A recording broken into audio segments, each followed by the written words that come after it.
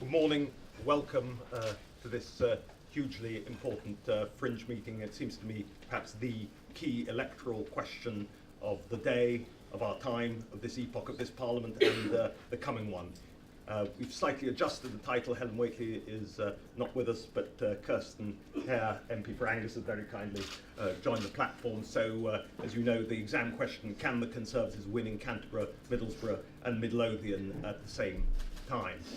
The question arrives out of long discussions which many have had here over the degree to which our politics in some way has become Americanized, whether apparent socio-economic status, as it were, no longer is an automatic guarantor of voting Conservative, and vice versa, considering the few successes which the Conservative Party won in the 2017 election in many seats in many areas of the country, previously in the Midlands and North, previously deemed to be unpromising. And to address this issue, we've got a star and balanced panel that will address all aspects of the question regionally, sectorially and thematically. And with that in mind, it's a great pleasure for me to be able to welcome back onto Policy Exchange platform James Frayne, previously our Head of Research and Policy, now founding partner at Public First, and of course a regular columnist in Conservative Home, where many of you will see his picture in cartoon form and his wise words. So James, over to you. I look forward to have to say 5 minutes apiece for all panellists, and I've been asked to remind, because of the needs of the cameras and everyone else to see her, please, if everyone can make their remarks, all the panellists can make their remarks from sedentary position. James. So, can the Conservatives appeal in Canterbury and Middlesbrough and Midlothian? Obviously I'll nuance it, but I think the answer is no. However, so I think we'll start with a theoretically yes. So I can imagine that the Conservative Party could have a unifying message around economic stability, for example, or around the need to improve public services, particularly healthcare, and potentially something around crime. So you can imagine each of these issues, which are to some extent top of public mind, dominating public discussion to such an extent that the Conservative Party could develop a unified message which had competitive advantage over the Labour Party. We'll talk about competitive advantage a bit more in a second. Similarly, you could imagine the Conservative Party having a sort of national unified message around those abstract principles that Conservative politicians like to talk about, like freedom or opportunity. Now, I'm personally sceptical that such abstract messages cut through, but I think it's fair to say that they could be as meaningless in Middlesbrough as they could be in Canterbury, but nonetheless they're sort of equal opportunity messages. Now we get to the reason why I think it's only theoretically yes and why practically it's no, and that's for three reasons. The first of which, most obviously, is just the reality of Brexit. Now, Brexit is clearly an absolutely all-consuming issue for the country and will be for the course of the next at least year, probably the next 3 years, possibly stretching a little further ahead. It is physically impossible for the Conservative Party to have a message which unifies the country on an issue as divisive as Brexit. Now, it could be that we come out of it in the next couple of years and things have gone fine, and you can have some sort of unifying message around where sort of post-Brexit Britain goes. But the simple reality is, at this point in time, it's simply too divisive, I think, to speak both to Remain voters in Canterbury and to Leave voters in Middlesbrough and keep those things together without just having a sort of wishy-washy, meaningless messages. And clearly, there's the issue of Brexit, but the most important issue within Brexit, clearly, and this is why it becomes so difficult to have a unified message, is because of border control.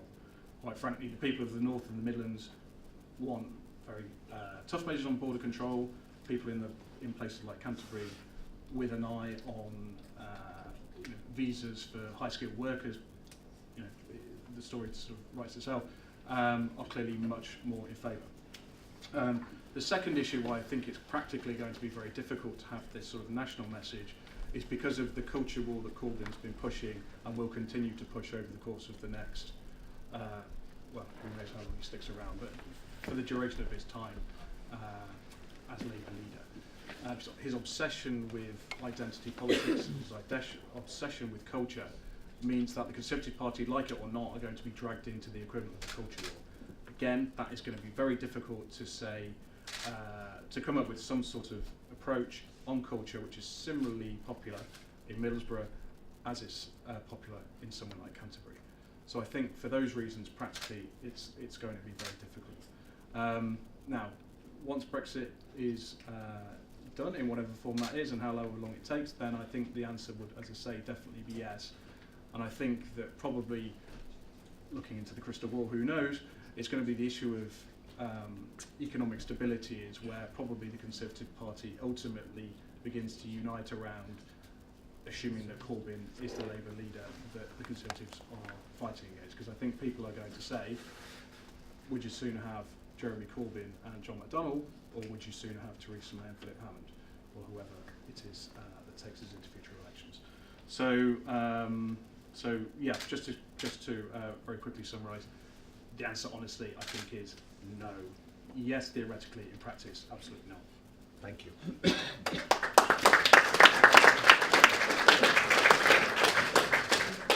Ben.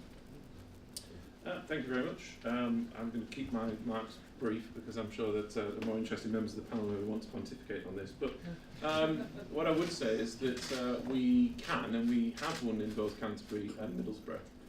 It was only 18 months ago that we held Canterbury. I was elected as the directly elected mayor for the Tees Valley, which encompasses Middlesbrough and the wider, what would be considered a Labour heartland area. And so we can win in both areas. Indeed, even today, we hold Middlesbrough South and East Cleveland. So I actually think it is very possible. But I think there are two major factors, and I agree with what's already been said. One is Brexit. And if you just look at the turnouts, you look at the increase in the share of the vote from 2017 in the North East, which was the largest shift to the Conservative Party compared to anywhere else in the country, Brexit played a key role in that. And as I said in an event yesterday, I think that is largely due to the fact that people feel, in the North East especially, feel left behind. They felt ignored, especially as part of the economic boom of the early 2000s that saw the South and the South East accelerate away from the rest of the country. And this is also an area that I represent in the Tees Valley, 700,000 people, which includes places like Middlesbrough, like Hartlepool, like parts of Sedgefield and Darlington. These are people that elected Tony Blair. These are people that elected Peter Mandelson. And these are people that thought that the Labour Party would do something for them, and they had 13 years to do something. And this is an area that I've been born and raised in my whole life. And Labour did nothing for the North East and the Tees Valley. And I think the message that the Conservative Party, or large parts of the Conservative Party, was able to bring through the referendum was that there was an identification and there was a connection with voters that we did care, and that the priorities that the Conservative Party have mattered to them. And that was communicated through Brexit. I won't pontificate on Canterbury because it's not a place I'm particularly familiar with. But what I would also say away from Brexit is that actually this idea that Canterbury, outside of the arguments of Leave and Remain, which I think are fractious within regions, never mind across the country, are that there is no difference to your average person in Middlesbrough High Street or Hartlepool than there is in Canterbury. People care about a strong economy because they know that we need to have strong public finances. They know that actually they want the economy to do well and they want jobs and they want businesses to succeed because that creates jobs. Wages go up and that means more money in their pocket to look after their friends and their family. They care about a strong NHS. They care about all the things that you would think that they would care about. And indeed, I was just at this conference, he shall remain nameless, but I was just speaking to a former Labour MP from the North East who stood down during the recent years, and he was saying to me that he doesn't recognise the Labour Party that he was elected to. He stood down on the basis that a Jeremy Corbyn Labour Party is not a party of the working people. It is much more akin to the upper middle classes of Canterbury and Islington than it is to Middlesbrough. If Jeremy Corbyn and indeed John McDonnell did try and come up to Middlesbrough not so long ago, and he was ridiculed. You know, his idea of nationalisation, his idea that we can just throw money at things and we can somehow have a proletariat that everybody will succeed in is absolute nonsense. And it didn't go down very well, and that might be a surprise to a lot of people.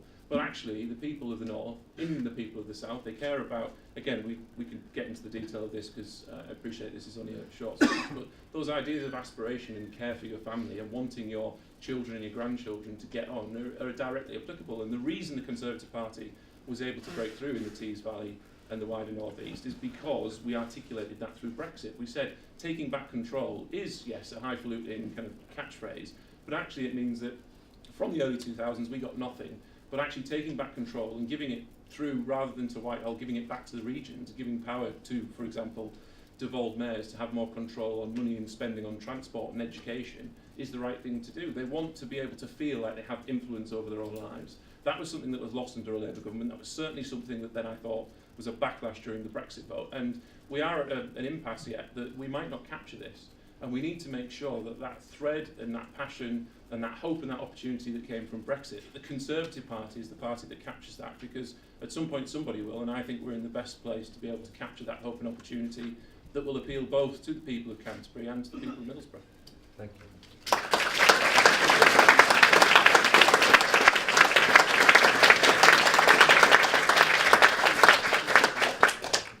Joe Twyman. Thank you. 10 days out from the general election in 2017, my old company, YouGov, published the result of a statistical model that showed, among other things, that we were headed for a hung parliament, and that also that Canterbury would go to Labour. It's fair to say that at the time that was not met with what I would describe as universal acclaim.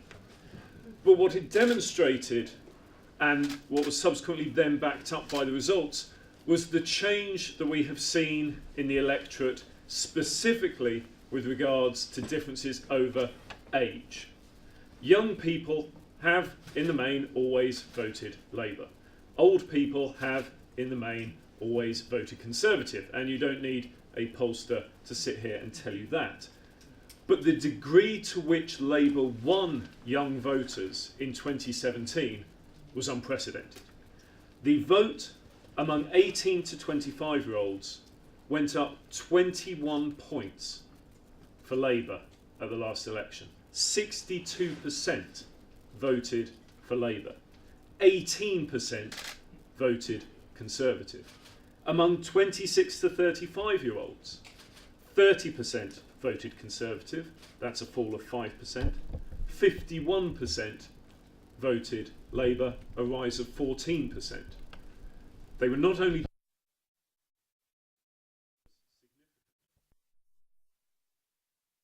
is whether this is what geeks like me call an age effect, a cohort effect, or a period effect. In other words, as these people get older, will they switch to Conservatives in the way that traditionally voters have done as they reach older age? Or is it a cohort? Are these people stuck in to Labour now for good? And as they get older, they will keep voting Labour. More young people will enter the electorate and also vote Labour. And those Conservative voters in the over 65 bracket, 61% of whom vote Conservative, will they drop out of the electorate? We don't know. Or is it a period effect? In other words, a unique set of circumstances between 2015 and 2017 that brought about this kind of change. It's too early to know, but the figures do not look good for the Conservatives in places like Canterbury. But that was my old company. For 18 years I was at YouGov, and now I'm at Deltapoll, the company I founded to look beyond simply logical responses to surveys and to measure more emotional response. And I'd like to talk briefly, if I may, about some of the messages and some of the statements, some of the narratives, the stories that we tell ourselves and each other that have proved in our testing at Deltapoll to not just connect with voters, but to emotionally resonate with voters. You see, Brexit, for instance, it receives support. People in Middlesbrough connect with it at a logical level. They say they agree with it, but they don't emotionally connect with it. It's too complicated for a lot of them. They're not interested. And that's true in Middlesbrough and a lot of other places as well, at least for the time being. Things, of course, may change.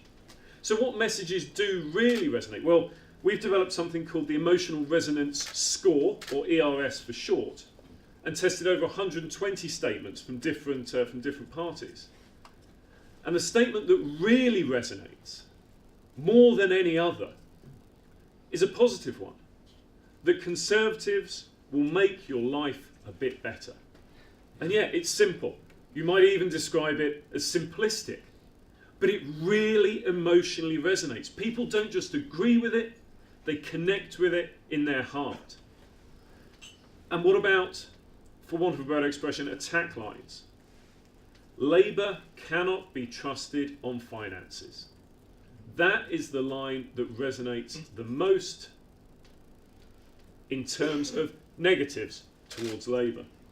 It's not about Brexit at the moment. It's about these broad narratives. It's that emotionally connects. Can the Conservative Party deliver on those messages? Well, that remains to be seen. As I say, the next few months could mean anything could still happen.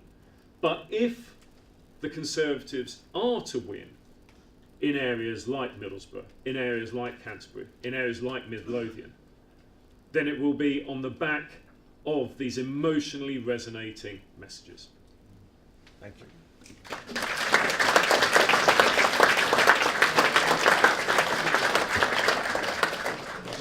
Godson here, welcome for the first time onto the Policy Exchange platform for widening the discussion between the narrowly beyond the narrowly Anglo-centric. Thank you. I'm Kirsten here. I am the Member of Parliament for Angus. I was one of the 12 new Scottish Conservative MPs that proudly imposed a Conservative government on England last year.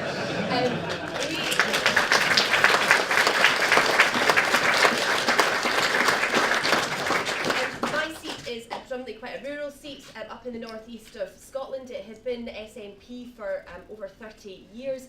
My predecessor had been in for 16 years. He probably thought he had a job for life. In 2015, I remember walking away from that count thinking that this would be, we would never be able to turn my home seat, the seat that I was born and brought up in and educated in, blue once again. However, how that political landscape changed. So in 2017, I previously stood for election 2016 in the Scottish parliamentary election, so it was a natural progression to stand for general election.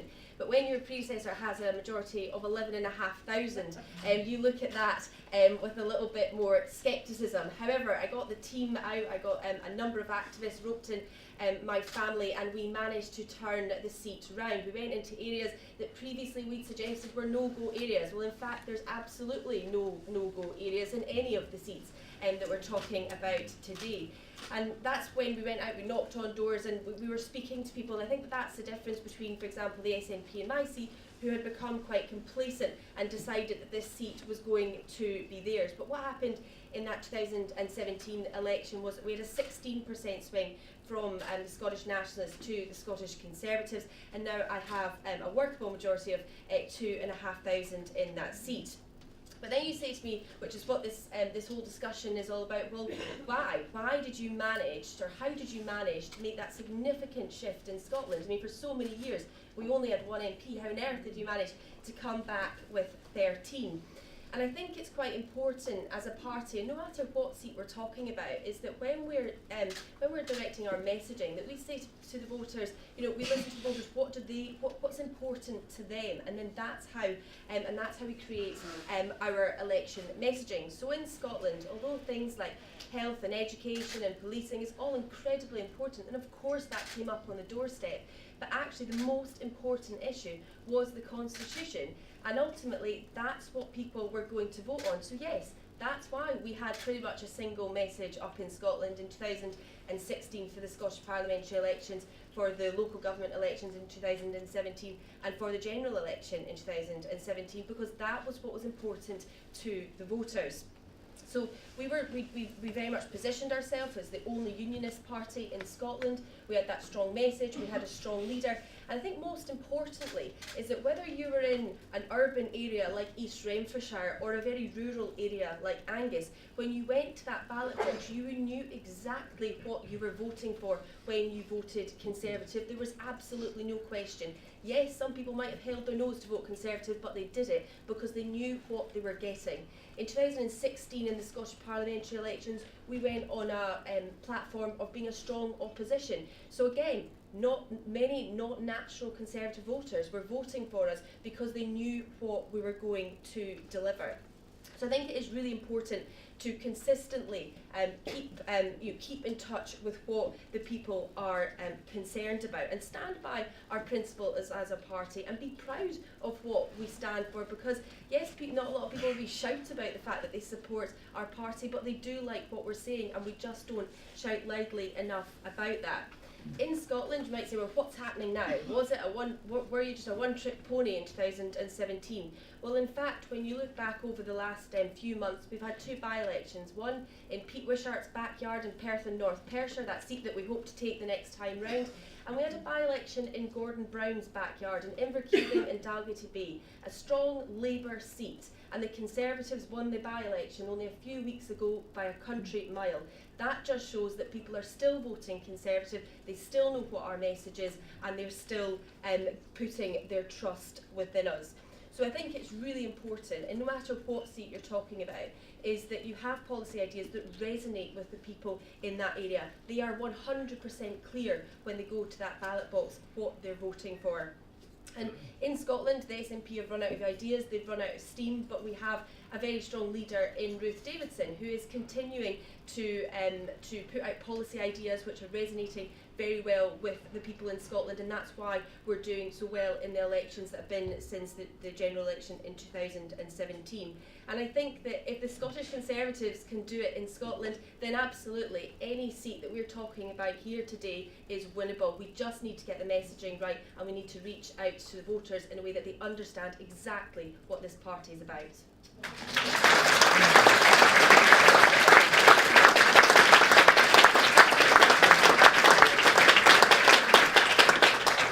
Thank you, Kirsten. Jacob, welcome back. Look forward to. Thank you very much. Can you all hear me at the back? Yes. And thank you very much for having me again. It's very flattering to be invited back a second year. You hope that therefore you didn't do too badly the year before. This question is absolutely central for us as Conservatives. How do we win in different parts of the country, in a country that is unquestionably divided over the Brexit issue?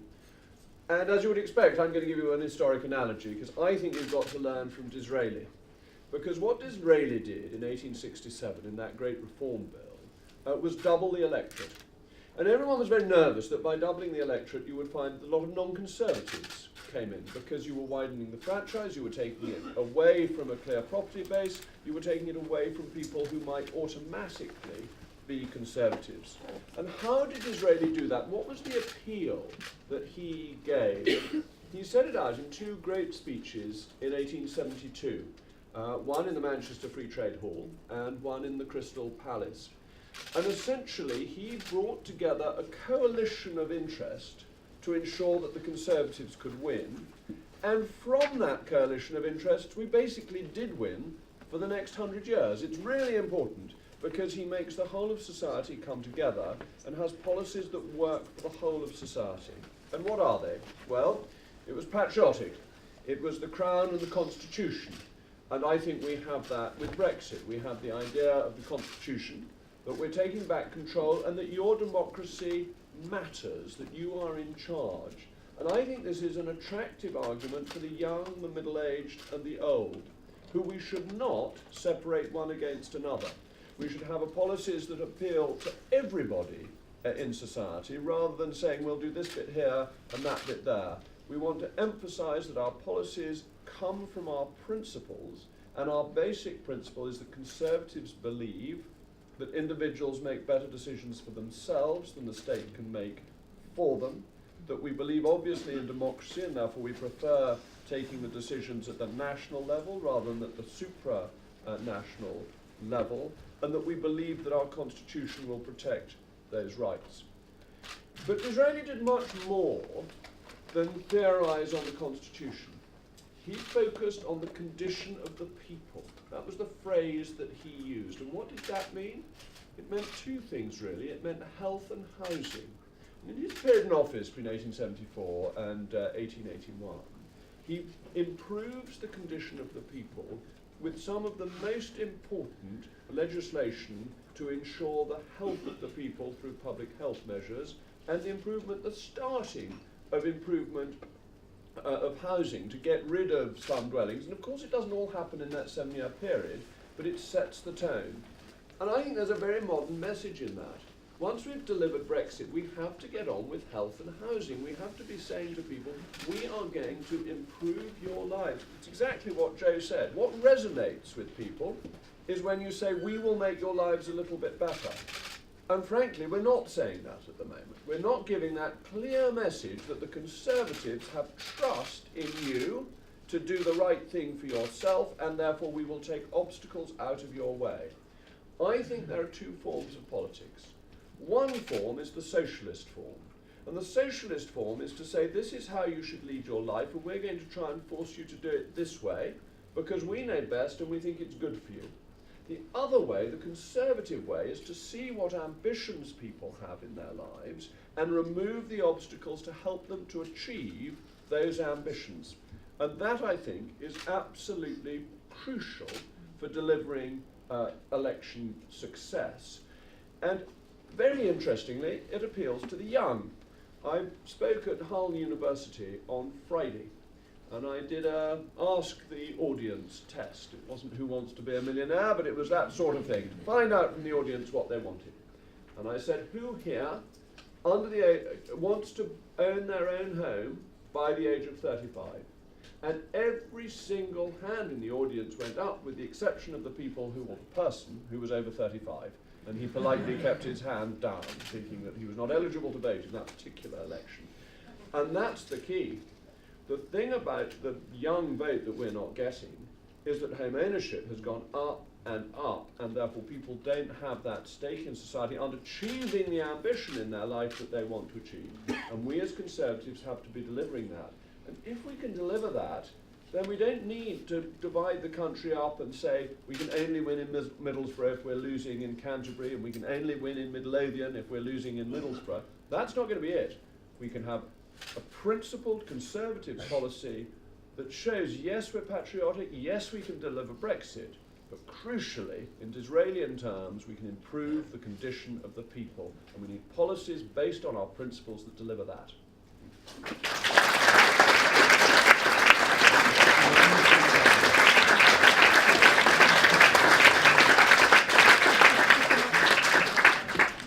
Panelists very kindly agreed to answer questions. Usual policy exchange house rules, no question too outrageous. You just have to state your name and organisation first before asking questions. Do I see? I imagine there'll be rather a lot of takers trying to get a flavour of how many people want to ask a question. Gentleman there in the middle. Thank you. Charles, Southampton Conservative. Just got a question following on your speech, Jacob. Do you not agree with the opportunities presented by Brexit to cut tariffs, specifically on food, clothing, other items such as these, that this presents a perfect opportunity for the Conservative Party to segue from the issue of the day and on to the next questions that people really emotionally care about? I think Michael Ashcroft released some polls recently that showed that the cost of living is top on people's agenda for every type of Labour, Conservative, Leaver, Remainer. What do you think of that proposal? Well, thank you. Your fee for asking that question will be paid later. Because really it is, from my point of view, the perfect question. Because I think that Brexit delivers for the least well-off in our society much more than for any other section of society in two specific areas. One is in our freedom to remove tariffs, and we should do that straight away the moment we've left on goods that we do not produce. I would like to go further in due course, but you have to evolve that so that you don't make it too difficult for existing producers. You want to do it in a staged way. But it's not just that. The other thing that will help the least well-off in our society most is controlling the free movement of unskilled labour. Now, we mentioned the issue of skilled and unskilled labour, and people in Canterbury want free movement because they want skilled labour. Skilled labour is not a problem. Rich French bankers or American bankers going to work in the City of London don't lower the wages of anybody, and they bring income into this country. But when you're talking about the lowest skilled, their wages have been kept down, and the Migration Advisory Committee's report admitted that it was the least well-off who'd been hit. So if we have an intelligent immigration policy and we lift tariffs, we help the lowest decile of income in society most. And even if they don't vote for us, it's the right thing to do. It's even more important than how they vote in the end, because as Conservatives, we care about the whole country, not just our voters, and we need to show that. And if we look after the least well off, then actually lots of other people will vote for us because they'll think we're doing things that are in the right direction. But we should do it in a free market way that genuinely helps them by lifting tariffs and by welcoming skilled labour. We should not do it by aping socialism, which won't work.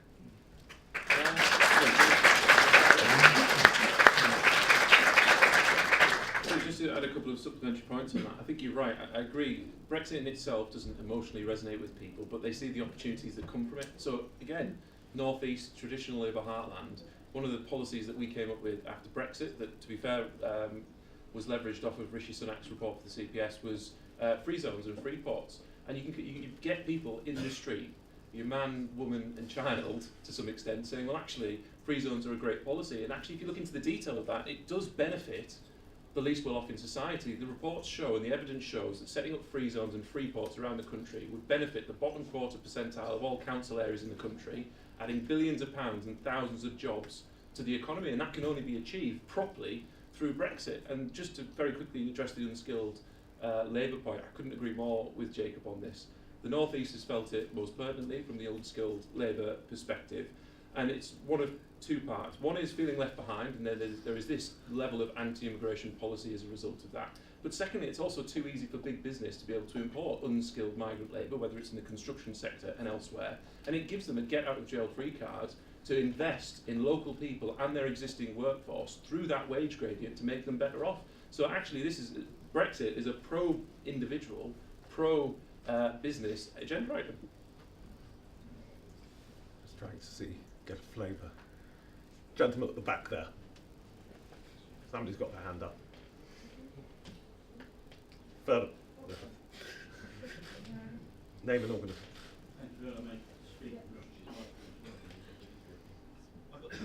Name and organisation, please. Name and organisation. Can people hear? No. I'm sorry, the microphone. Oh, he's working now. Sorry. I'm Gerald White, councillor in Ashford in Kent. 2 points. I'll try and shout. 2 points, basically, ladies and gentlemen. One is on health. Can we be more honest with the British people about health? It's going to cost more. We need to spell that out for the people. Maybe a bit more. And secondly, on housing for young people. If we're going to build on the green belt, should we not save that property for the younger people under 35 that we know are Joe. Ring fencing money, increasing taxes and ring fencing money for the NHS is something that is supported when you ask people if they agree or disagree with it, but based on our emotional resonance score, it actually comes in very low, suggesting to me that people may support it, but they don't necessarily believe it. And I would say that therefore, as a policy, it has to be handled extremely carefully. And it comes down not to the specific policies about whether money is coming from here or there, or whether it's to do with rearranging management or efficiencies or something like that. Instead, in the eyes of the electorate, it comes down to the question of trust. Who the electorate believes they can trust on the issue of the National Health Service. That's the most important aspect. And at the moment, the winner by some distance is the Labour Party. And so if health is going to be something that resonates in the long term, then that is a battle that the Conservatives have to win. James. I'm not sure I would add any more, actually. I think, health is such an incredible obsession of the public at the moment. And I spent my life going around the country doing focus groups, and I know Joe does the same. And it's really, over the course of the last 2 years, it's really exploded. And incidentally, the top issue for people 18 to 24 is also healthcare as well. So completely agree that the Conservatives have got to have over time a credible healthcare offer. In terms of should we be honest about the price of it for the public, I think absolutely, definitely, because where the Conservative Party doesn't want to be over time is just pulling another 20 billion out of the hat every other year to try and keep voters on side. I think, to be honest, it probably made sense to have done so at this point in time, because there's been so little interesting Conservative health policy over the course of the last decade. I'm not sure what else they could have done other than to do more spending at this point, but agree that it's just not tenable over time. There needs to be a proper policy discussion about how that's reformed. And the only other thing I would say about housing is, Joe talked about this at the start, about how young people ordinarily become more conservative over time, and that's because they've been able to buy a house over time, and therefore they're invested in economic stability in a way that renters aren't. And clearly, if the Conservative Party isn't getting more people with their own homes, then, to be honest, we're in entirely uncharted territory for what large numbers of renters will actually do at the ballot box. You know, I was talking before about, would you choose MacDonald and Corbyn, or would you choose Theresa May and Hammond? That's clearly a completely different question if you got a house or if you're renting.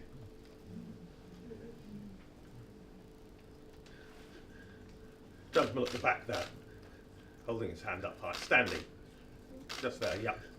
Name and organisation, please. Hi, Patrick Oliver, Bermondsey and on Southern. You don't do very well there. What I wanted to ask was that with what was just mentioned there about how younger people go from traditionally being more Labour to then being Conservative, but also what we're not taking into account perhaps is social media and the internet, and the age of the internet. Oh, right, sorry.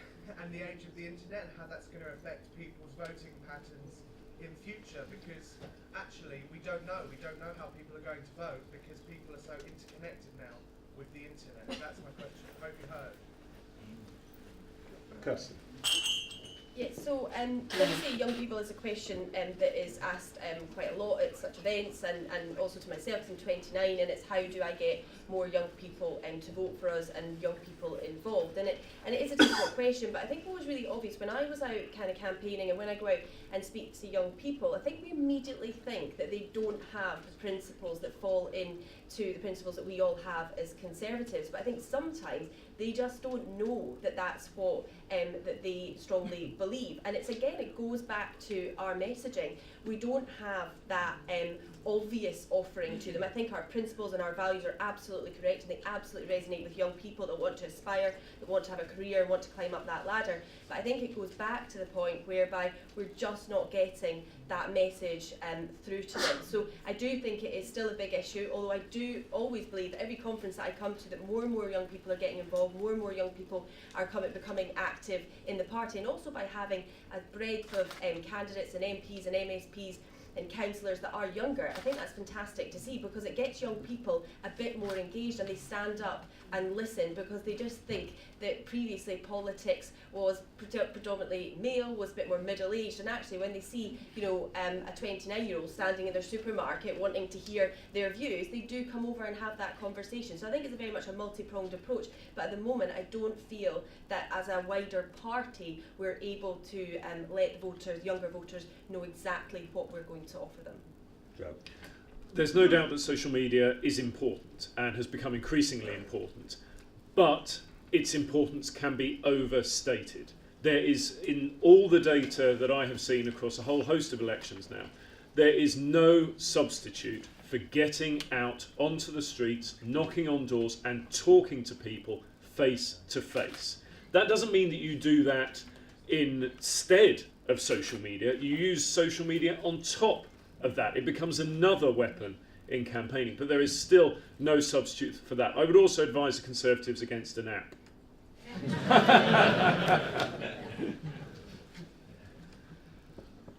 Lady there, and name and organisation, please.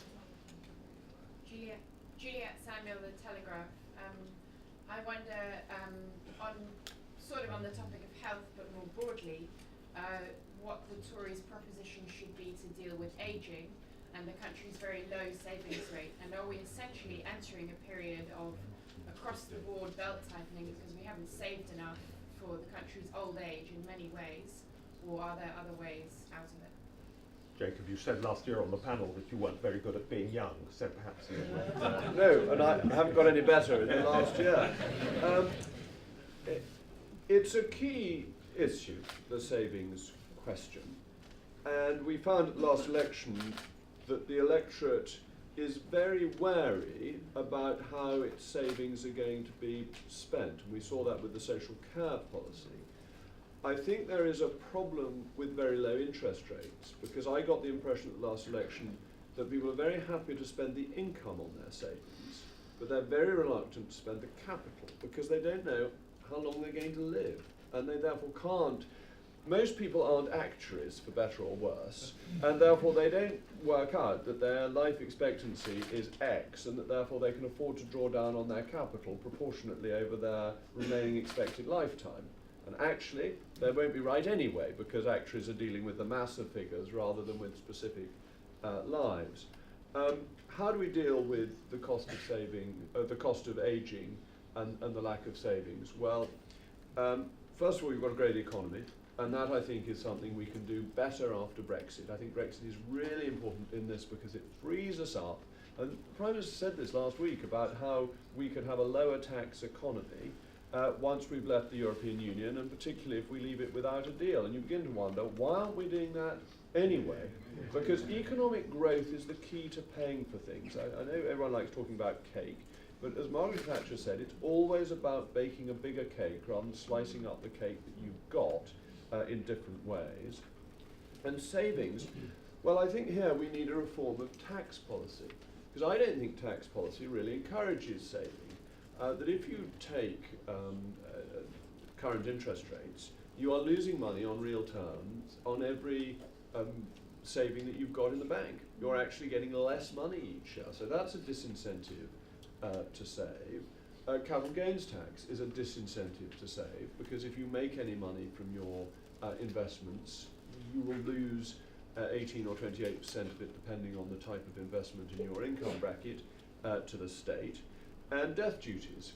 And these all lead to the misallocation of capital, because an elderly person with an asset high in capital gain will not want to reinvest it, because the person will pay capital gains tax, but then know that death duties will be coming down the track fairly soon. So you may have 28% charge followed by a 40% charge.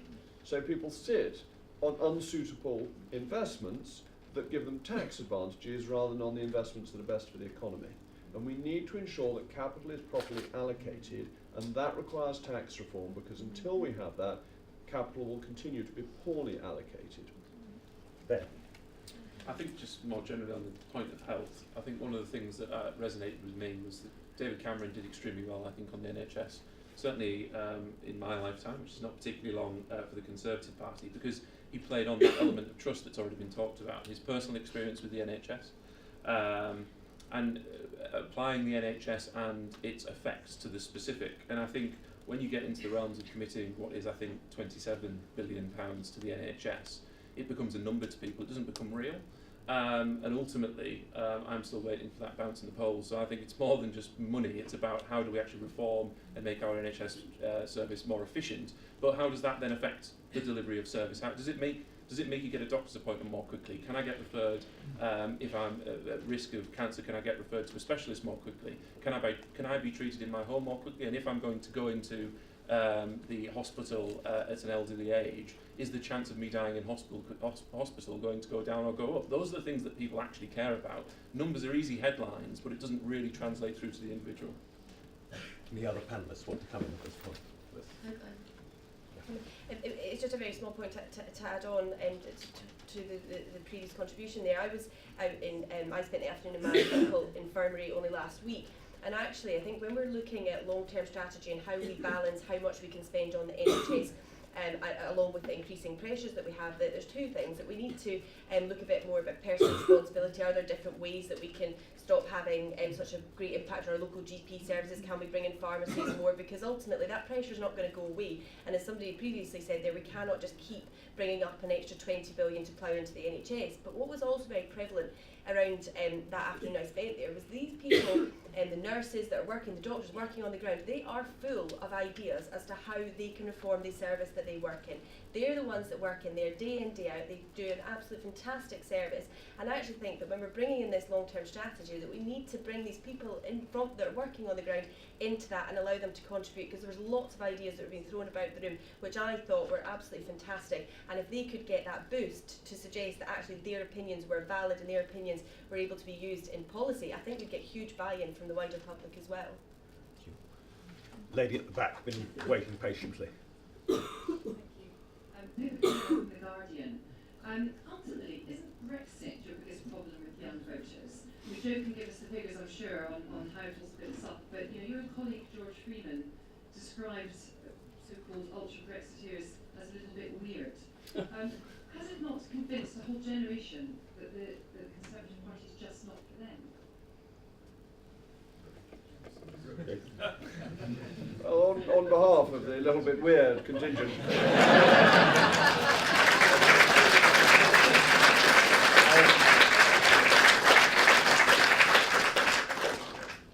I've always found, when speaking at universities, that when you say to people, who do you want to run your life? You and your vote, or the European Commission? Most young people think they'd rather do it for themselves. And I think we've just got to get the message out that that's what it's about.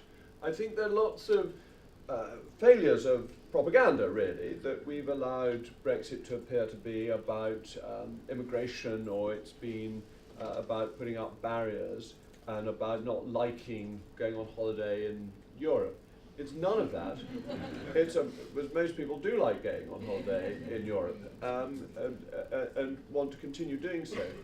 It's about who runs your government. Do you or does somebody else? And if you think about it, the people in the universities, they're the ones going to be running this country in 20 years' time.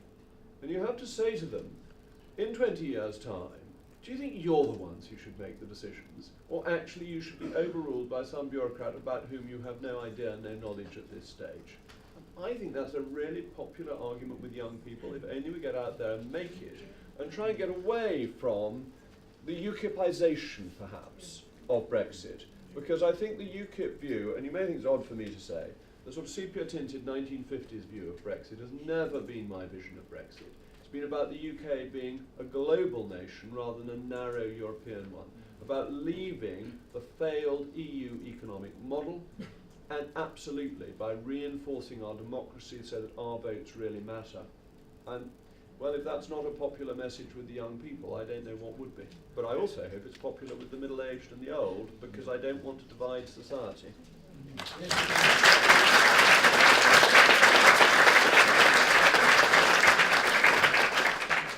Joe. Since the referendum, I have been conducting a detailed ethnographic study speaking to a range of devout Remainers about their hopes and fears, and other people describe that as living in North London. But what I would say is that when you speak to normal people, not the type of people that I speak to day in, day out, when you speak to people out there, and I do mean much further out there than the confines of the security zone, you find that the majority of people aren't actually paying much attention. They don't care about the detail. They don't care about the minutiae. Instead, all they're concerned about is the outcome, and they are concerned that the outcome may or may not be good for them. And we saw this a lot during the campaign. People happy to vote leave, even though they also said that the economy would take a hit because they didn't think that their economic situation personally would be affected. And so if the Conservatives wish to win the battle of Brexit among young people, those young people have to be convinced that Brexit, the eventual outcome, will be good for them. And I think that is an extraordinarily difficult challenge. But I would say it is not completely insurmountable. It is only completely insurmountable at the moment. James. I think on the specific question, I think that is undoubtedly true at the moment, that Brexit has massively irritated young people. But the reason why I think that things might settle down is because the architects, if you like, of Brexit and the people that ran the campaign are actually closer to classical liberals than they are to sort of Trumpian populists.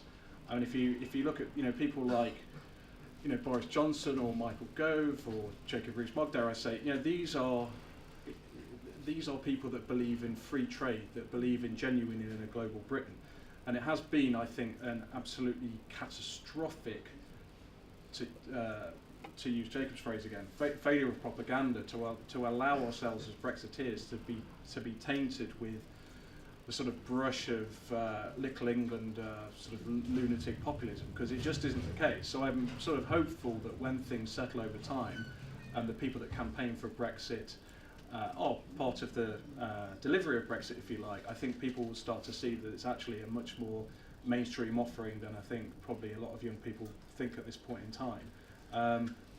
Just very quickly on that, I think Farage too was probably part of that more sort of global Britain approach, if you like. Unfortunately, I think the way UKIP has gone in recent times is a total catastrophe for the right. I think that they have been taken over by some very bad elements, and I think that we should just hope that UKIP withers and dies rather than the people that we've got now becoming the face of Euroscepticism over the medium term. Ben. Just more general on the Brexit point. I think during the campaign and certainly afterwards there seems to be a slight rewriting of history. There's a misrepresentation of the Leave Vote campaign. I remember when I was campaigning heavily in places like Middlesbrough. Middlesbrough is a place that for centuries has traded with the world. It was the foundation of the first modern industrial chemical plant in the world. It was the World Centre for Steel Pricing for almost 100 years. This is a place that Godson said in 1862 was the infant Hercules of the UK. And when we were going around campaigning, we were talking about a global Britain. We were talking about places like Teesside taking its rightful place on the world stage again, starting to export things like the steel that went into the Sydney Harbour Bridge, things like the steel that went into the Hong Kong train station. I mean, this is what people were actually wanting. They wanted pride in their country, they wanted pride in their own area, and they wanted to be able to contribute that they thought they could do more effectively if power was closer to them and if they could hold their elected politicians accountable. And I think actually since the referendum there's also been a hardening of views, not just by Leave voters, but I speak to many Remain voters as well, some in which regrettably were in my family, who also are now quite incensed that they're being told that they were thick and they didn't understand and that there should be a second referendum. And actually the response is now people are not just not listening, they're actively turning off and saying, can we just get on with it and deliver what the people voted for?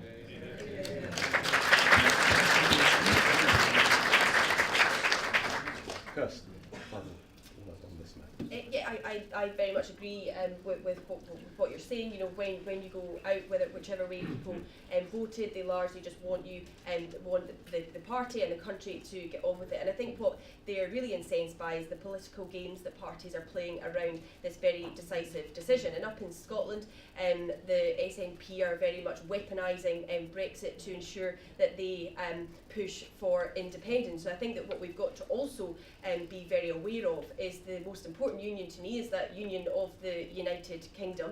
And when we are going through this process, that we ensure that is safe. And so yes, we need to get on with it. We need to just deliver what the country voted for. That's what people asked for. And again, yeah, they are switching off. But I also obviously have to ensure that the integrity of the UK remains in place. Thank you. Time is short. A lot of people still want to answer questions, so I think if we can take the last question as a trio. Gentlemen there have been waiting patiently, and then we'll take the other two, and then if panellists can summarise in response to all three. Name and organisation, please. Thank you, Dee. Graham Jones, West Lancashire. Going back to the housing debate, which I thought was a fantastic response we had from the panel before, I think the key to the next election is getting young people on the housing market on that ladder. What do we do to square the circle, though, when we have NIMBYs, and I'm sorry for calling them that, who are not prepared to see any redevelopment land released? They do not want anything in their backyard. but we have a much bigger task, I think, to get young people aligned with our society. Do we release more greenbelt, or do we develop brownfield sites? What do we do to get us out of this mess we're at the moment? Gentleman there in the front. Here, in the front. Sorry.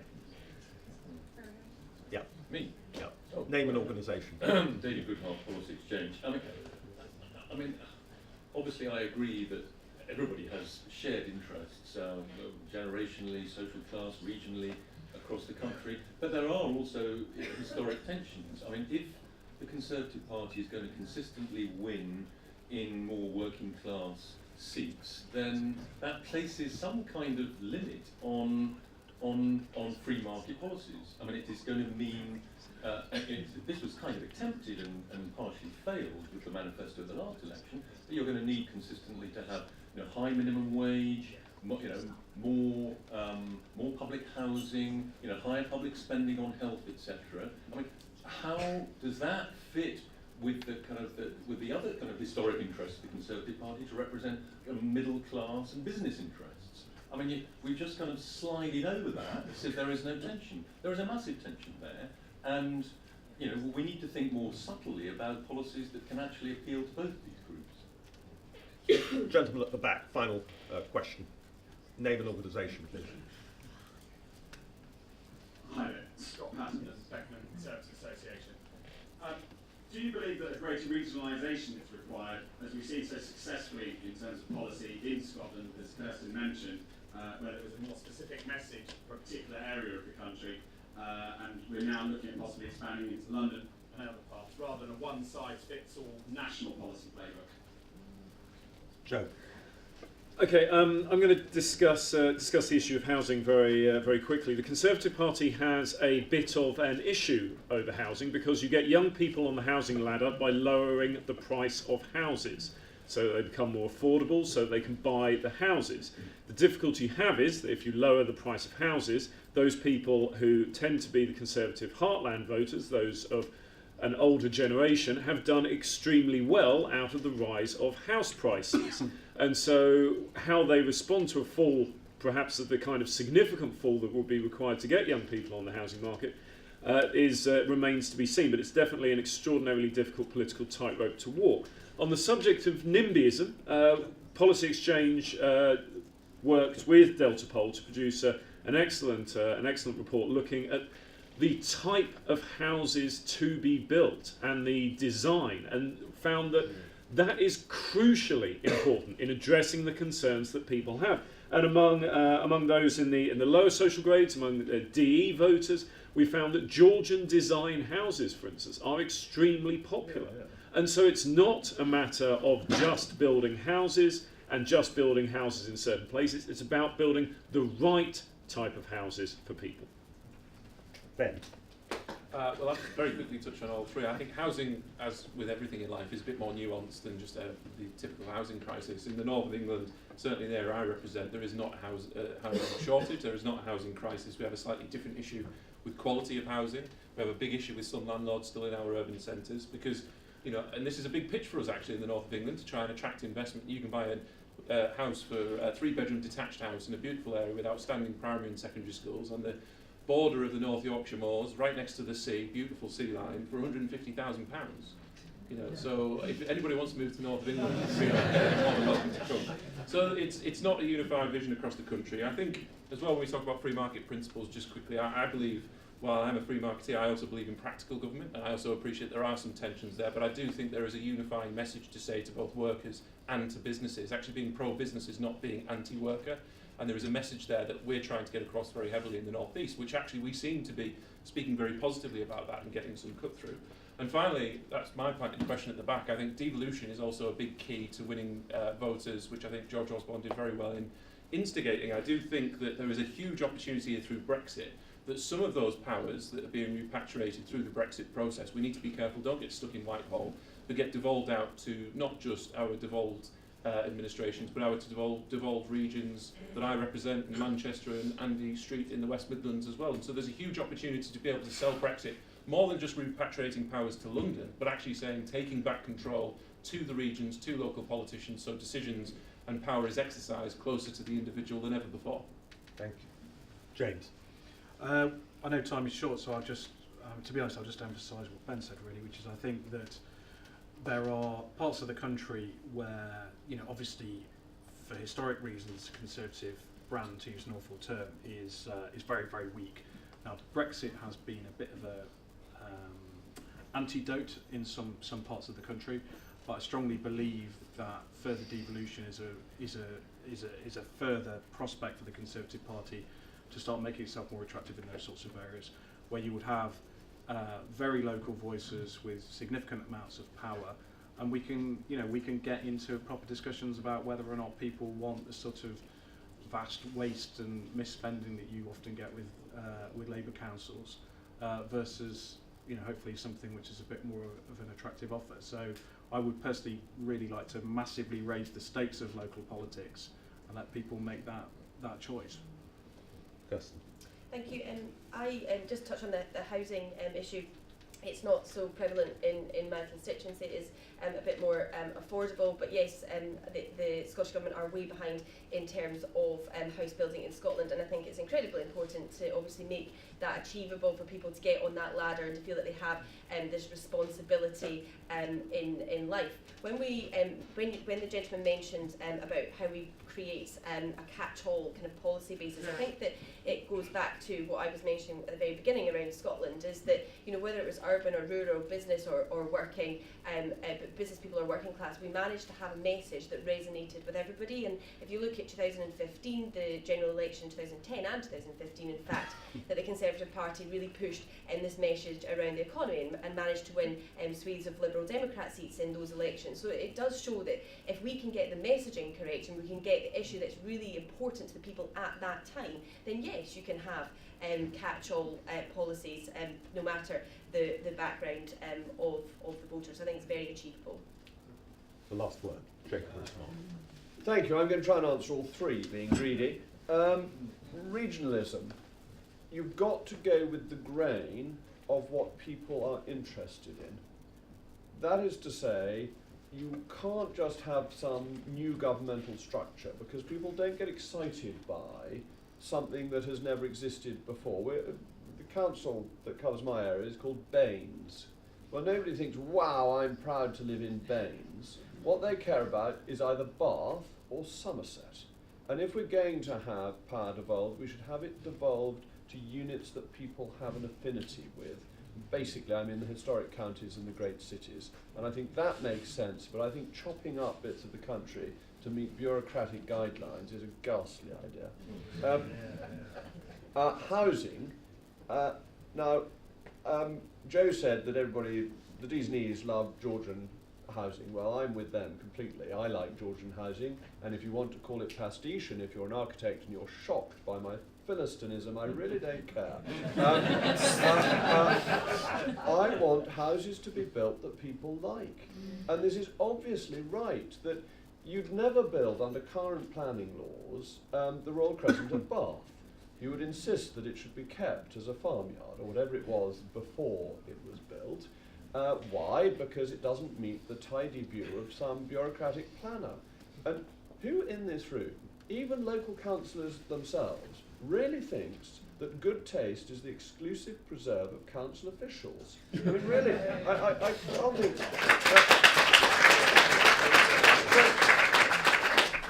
Ease up planning restrictions, allow people to build beautiful things. I'm very keen on a bypass for Bath.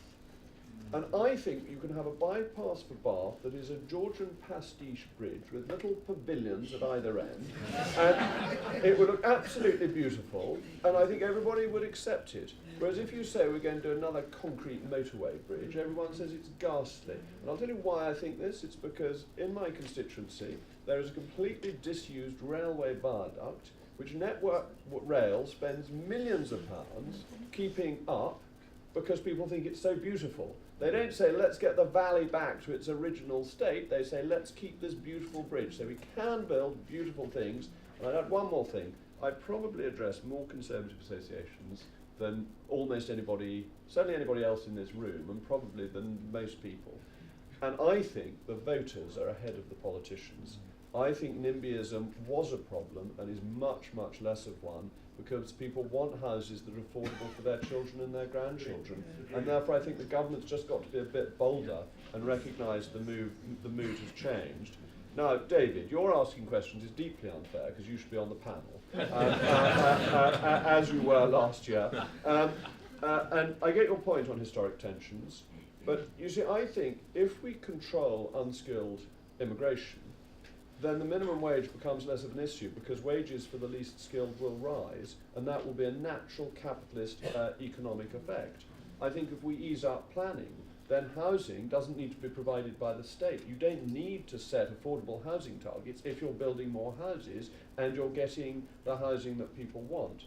I think the one issue is the National Health Service, and that is something where, okay, we've got to spend more money. It is something of great importance to the country, of all areas of the country. It's not to do with how well off you are. All of us, if run over by a bus, are quite relieved that an ambulance is going to whisk us off and we're not going to be asked for our credit card. And I think that's a system that is hugely valued in this country, and in the short term it is going to need more money, and I back that. And I back that because serious-minded people in my constituency who were very happy to cope with the less fast increase in spending in the health service are now saying to me they can't do it anymore. They need more money, and therefore it's quite right that it's getting more money. And if you say, well, this isn't consistent with all my free market beliefs, well, as Ben said, you've got to have practical government as well as principled and ideological government, and you can't make the mistake that the great logistician Enoch Powell was accused of, that he took his logic so far down the track that he ended up hitting the buffers. That is something that politicians should always avoid. We don't want to hit the buffers.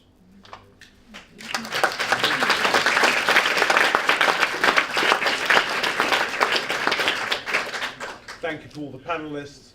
Thank you to all of the audience. There will be a panel event next year. David Goodhart will be on it. Thank you. Thank you very much.